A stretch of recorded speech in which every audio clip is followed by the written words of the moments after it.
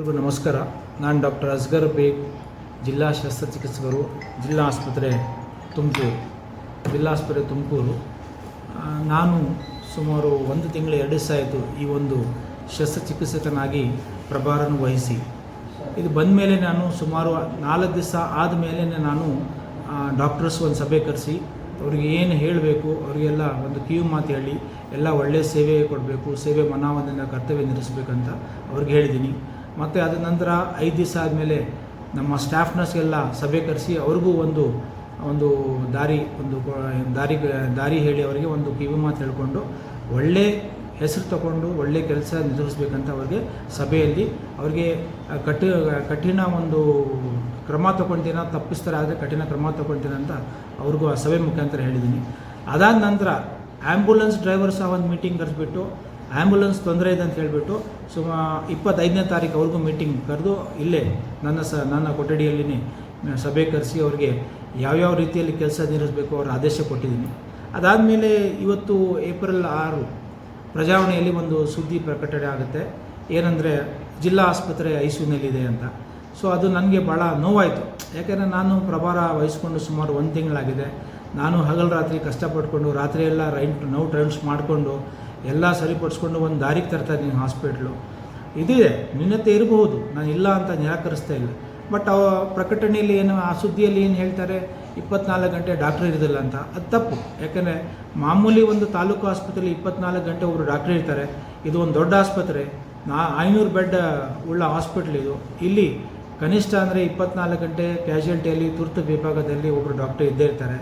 ಅವ್ರ ಜೊತೆಯಲ್ಲಿ surgery speciality, ortho speciality ಅವರು ಮತ್ತು OBG ಸ್ಪೆಷಾಲಿಟಿ ಅವರು ಮತ್ತು ಅನಸ್ತೇಶಿಯಾಸ್ಗಳು 5 ಡಾಕ್ಟ್ರು ಯಾವಾಗಲೂ ನಮ್ಮ ಹಾಸ್ಪಿಟ್ಲ್ ಇದ್ದೇ ಇರ್ತಾರೆ.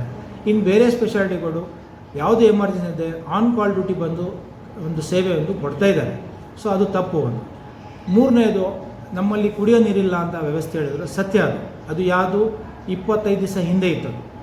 ನಾನು ಬಂದ ಮೇಲೆ ಒಂದು ಹಳೆ ಕೆಟ್ಟೋಗಿದ್ದು RO ಪ್ಲ್ಯಾಂಟ್ ರೆಡಿ ಮಾಡಿಸ್ಬಿಟ್ಟು 3 ಜಾಗದಲ್ಲಿ ಹಳೆ ಹಾಸ್ಪಿಟ್ಲಲ್ಲಿ ನೀರಿನ ವ್ಯವಸ್ಥೆ ಇದೆ. ಅದು ನಾನು ಮೊನ್ನೆ 10 ದಿವಸ ಹಿಂದೆಯೇ ಕಮಿಷನರ್ಗೆ ಎಲ್ಲ ಫೋಟೋ ಹಾಕಿ ಅದಕ್ಕೆ ಸ್ಪಷ್ಟೀಕರಣ ಕೊಟ್ಟಿದ್ದೀನಿ.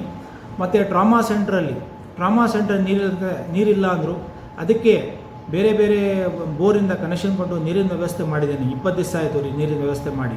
ಕುಡಿಯೋ ನೀರಿಗೆ ಒಂದು ಡಿಸ್ಪೆನ್ಸರಿ ಇಟ್ಬಿಟ್ಟು ಎಲ್ಲ ಫ್ಲೋರಲ್ಲಿ ಒಂದೊಂದು ಡಿಸ್ಪೆನ್ಸರಿ ಇಟ್ಟು ಕುಡಿಯೋ ನೀರು ವ್ಯವಸ್ಥೆ ಮಾಡಿದ್ದೀನಿ.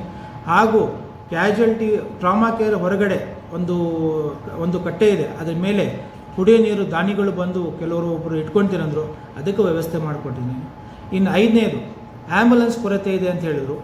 ಆ್ಯಂಬುಲೆನ್ಸ್ ನಮ್ಮಲ್ಲಿ 4 ಆ್ಯಂಬುಲೆನ್ಸ್ ಇದೆ. 4 ಆ್ಯಂಬುಲೆನ್ಸು ಪೇಷಂಟ್ ಕರ್ಕೊಂಡು ಹೋಗಿದ್ದಾರೆ ಬೆಂಗಳೂರಿಗೆ. ಕನಿಷ್ಠ ಒಂದು ಪೇಷಂಟ್ ಹೋಗೋಕ್ಕೆ 2.5 ಗಂಟೆ ಬೇಕು. ಮತ್ತೆ ಅಲ್ಲಿಂದ ವಾಪಸ್ ಬರಬೇಕಾದ್ರೆ 2.5 ಗಂಟೆ ಬೇಕು.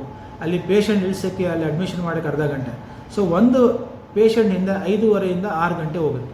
ಸೊ 4 ಆ್ಯಂಬುಲೆನ್ಸು ಪೇಷಂಟ್ ಕರ್ಕೊಂಡು ಹೋಗಿದ್ದಾರೆ. ಆ ಟೈಮ್ನಲ್ಲಿ ಒಂದೇ ದಿನ 5 ಪೇಷಂಟ್ ರೆಫರಲ್ ಆಗಿದೆ, ನಮಗೆ ಕೊರತೆ ಆಗಿರುತ್ತೆ. ಆದರೂ ನಾವು 108 ಸೇವೆಯನ್ನು ಬಳಸ್ಕೊಂಡು ನಾವು DHOಗೆ ಫೋನ್ ಮುಖಾಂತರ ಆ 108 ಸೇವೆ ಬಳಸ್ಕೊಂಡು ಅದಕ್ಕೂ ನಾವು ಸೇವೆ ಕೊಟ್ಟಿದ್ದೀವಿ. ಆದರೂ ಒಂದೊಂದು ಸತಿ ತಡೆ ಆಗುತ್ತೆ. ಆದರೂ ನಾವು ಏನು ಮಾಡ್ತೀವಿ, ಇನ್ನೊಂದು ಆ್ಯಂಬುಲೆನ್ಸ್ ಎಷ್ಟು ಗಂಟೆ ಆಗುತ್ತೆ, ಒಂದು 15 ನಿಮಿಷ 20 ನಿಮಿಷ ತಡೆ ಆಗುತ್ತೆ, ಅದಕ್ಕೂ ವ್ಯವಸ್ಥೆ ಮಾಡಿದ್ವಿ. ಸೊ ಬಡವರಿಗೆಲ್ಲ ಉಚಿತವಾಗಿ ನಾವು ಸೇವೆ ಕೊಡ್ತಾಯಿದ್ದೀವಿ. APL ಕಾರ್ಡ್ ಇದ್ದರೆ ಅನುಕೂಲಿಸ್ತಿದ್ರೆ 1200 ರೂಪಾಯಿ ಫೀಸ್ ಕೊಟ್ಕೊಂಡು ಆ್ಯಂಬುಲೆನ್ಸ್ ವ್ಯವಸ್ಥೆ ಕೊಡ್ತಾಯಿದ್ದೀವಿ.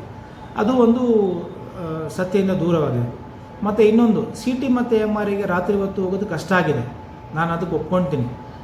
ಅದು ಯಾಕಾಗಂದರೆ ನಮ್ಮ ಆ್ಯಂಬುಲೆನ್ಸ್ ಎಲ್ಲಾದರೂ ಕರ್ಕೊಂಡು ಹೋಗಿದ್ರೆ ಆವಾಗ ಯಾವುದೂ ಆ್ಯಂಬುಲೆನ್ಸ್ ಇರೋದಿಲ್ಲ.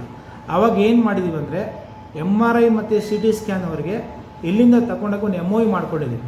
ಸೊ ಅವರು ವ್ಯವಸ್ಥೆ ಮಾಡೋಕ್ಕೆ ನೆನ್ನೆ ಅವರಿಗೆ ಒಂದು ಕರೆಸ್ಬಿಟ್ಟು ಅವರಿಗೆ ಒಂದು ಆದೇಶ ಕೊಟ್ಟಿದ್ದೀವಿ ವ್ಯವಸ್ಥೆ ಮಾಡಬೇಕಂತ. ಇನ್ನು 6ನೇದು, 3 ಫ್ಲೋರ್ ಇದೆ ನಮ್ಮ ಟ್ರಾಮಾ ಕೇರಲ್ಲಿ. ಕೆಳಗಡೆ ಕ್ಯಾಶುಯಾಲಿಟಿ ಮತ್ತು OPD ಮತ್ತು ಸ್ಕ್ಯಾನಿಂಗ್ ಸೆಂಟ್ರ್ ಮತ್ತು ಎಕ್ಸ್ರೇ ರೂಮ್ ಇದೆ, ಅಲ್ಲಿ ಕೆಲಸ ನಿರ್ವಹಿಸ್ತಾ ಇದೆ.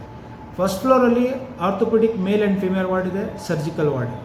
ಸೆಕೆಂಡ್ ಫ್ಲೋರಲ್ಲಿ OT ಇದೆ ಪ್ಲಸ್ ICU ಇದೆ. ಸೊ ಇಲ್ಲೂ ಆ ಟ್ರಾಮಾ ಕೇರ್ ನಮಗೆ ಬಳಕೆ ಆಗ್ತಾಯಿಲ್ಲ ಅಂತ ಸುದ್ದಿ ಮಾಡೋದು ತಪ್ಪದು. ಯಾಕೆಂದರೆ ಸುಮಾರು 6 ತಿಂಗಳಿಂದ ಅಲ್ಲಿ ಪೇಷಂಟ್ ಇದೆ. ಇದುವರೆಗೂ ಸುಮಾರು 500 ಪೇಷಂಟ್ಗೆ ನಾವು ಚಿಕಿತ್ಸೆ ಕೊಟ್ಟಿದ್ದೀವಿ. ಸೊ ಅದು ತಪ್ಪು ಮಾಹಿತಿ. ಅದು ಫೋಟೋ ಸಮೇತ ನಾನು ಕಮಿಷನರ್ಗೆ ಹಾಕಿದ್ದೀನಿ, ಅದಕ್ಕೆ ಸ್ಪಷ್ಟೀಕರಣ ಕೊಟ್ಟಿದ್ದೀನಿ. ಸೊ ಇನ್ನು ಕೆಲವು ನ್ಯೂನತೆಗಳಿರುತ್ತೆ, ಎಲ್ಲ 5 ಬೆರಳು ಒಂದಿಲ್ಲ. ಸೊ ಡಾಕ್ಟ್ರು ತಪ್ಪಿರ್ತಿದ್ದಾರೆ, ಒಳ್ಳೆಯವರು ಇರ್ತಾರೆ, ಕೆಟ್ಟವರು ಇರ್ತಾರೆ. ಅಂಥವ್ರಿಗೆ ನಾವು ನೋಟಿಸ್ ಜಾರಿ ಮಾಡಿ ಒಂದು ಮೆಮೊ ಕೊಟ್ಟು ಅವರಿಗೆ ಸುಧಾರಣೆ ಮಾಡೋಕ್ಕೆ ನಾನು ಕ್ರಮ ತೊಗೊಂಡಿದ್ದೀನಿ. ಪ್ಲಸ್ ಕೆಲವರು ಲಂಚ ದುಡ್ಡು ಕೇಳ್ತಾರೆ ಅಂತ ಸುದ್ದಿನೂ ಬಂದಿದೆ. ಅಂಥವ್ರ ಮೇಲೆ ನಿರ್ದಾಕ್ಷಿಣ್ಯ ಕ್ರಮ ಜರುಗಿಸಿ ಒಬ್ಬರು ಸ್ಟಾಫ್ನವ್ರಿಗೆ ನಾವು ಡಿಸ್ಮಿಸ್ಸೇ ಮಾಡಿದ್ವಿ. ಅಂಥ ಸುದ್ದಿ ಆದಮೇಲೆ ಪ್ರೂವ್ ಆದಮೇಲೆ ನಾವು ಒಂದು ನಿಮಿಷನೂ ಇಟ್ಕೊಳ್ಳಲ್ಲ. ಯಾಕಂದರೆ ಅವರೆಲ್ಲ ಕಾಂಟ್ರಾಕ್ಟಲ್ಲಿ ಕೆಲಸ ಮಾಡ್ತಾರೆ. ಅದು ಎನಿ ಟೈಮ್ ನಾವು ಅವ್ರಿಗೆ ಕೆಲಸದಿಂದ ವಜಾ ಮಾಡ್ತೀವಿ. ಈ ಪರ್ಮನೆಂಟ್ ಇರೋರಿಗೆ ನಾವು ಅದು ಒಂದು ಚಾನಲ್ ಇದೆ, ಅದು ಪ್ರಾಪರ್ ಚಾನಲ್ನ ಕ್ರಮ ಜರುಗಿಸ್ಬೇಕು. ನಾವು ಮೇಲಧಿಕಾರಿಗಳಿಗೆ ವರದಿ ಕಳಿಸ್ಬೇಕು. ಅಲ್ಲಿಂದ ಏನು ಆದೇಶ ಬರುತ್ತೆ ಆ ಆದೇಶ ಪಾಲನೆ ಮಾಡಿಕೊಂಡು ನಾವು ಕ್ರಮ ಜರುಗಿಸ್ತೀವಿ. ಸೊ ಇನ್ನು ಮುಂದೆ ಏನಾದರೂ ಇಲ್ಲಿ ನ್ಯೂನತೆ ನಿಮ್ಗೆ ಕಂಡು ಬಂದರೆ, ಯಾರಾದರೂ ನಿಮ್ಮ ಹತ್ರ ದುಡ್ಡು ಕೇಳಿದ್ರೆ, ನನ್ನ ಈ ಮುಖಾಂತರ, ಈ ಒಂದು ಪ್ರೆಸ್ ಮುಖಾಂತರ ನಮಗೆ ಹೇಳೋಕ್ಕೆ ಇಷ್ಟಪಡ್ತೀನಿ. ನನ್ನ ನಂಬರು 9880342309. ಈ ನಂಬರು ದೂರವಾಣಿ 24 ಗಂಟೆ ಸೇವೆಯಲ್ಲಿರುತ್ತೆ. ಎನಿ ಟೈಮ್ ಫೋನ್ ಮಾಡಿ ಈ ಥರ ತೊಂದರೆ ಇದೆ, ನಾನು ಅವ್ರಿಗೆ ಸ್ಪಂದಿಸ್ತೀನಿ. ಅವ್ರಿಗೆ ಏನು ಸೇವೆ ಇದೆ ನಾವು ಅವ್ರಿಗೆ ಸೇವೆ ಒದಗಿಸ್ಕೊಡ್ತೀನಿ. ಸೊ ಇಷ್ಟು ಹೇಳಿ ನಾನು ಬದ್ಧನಾಗಿದ್ದೀನಿ.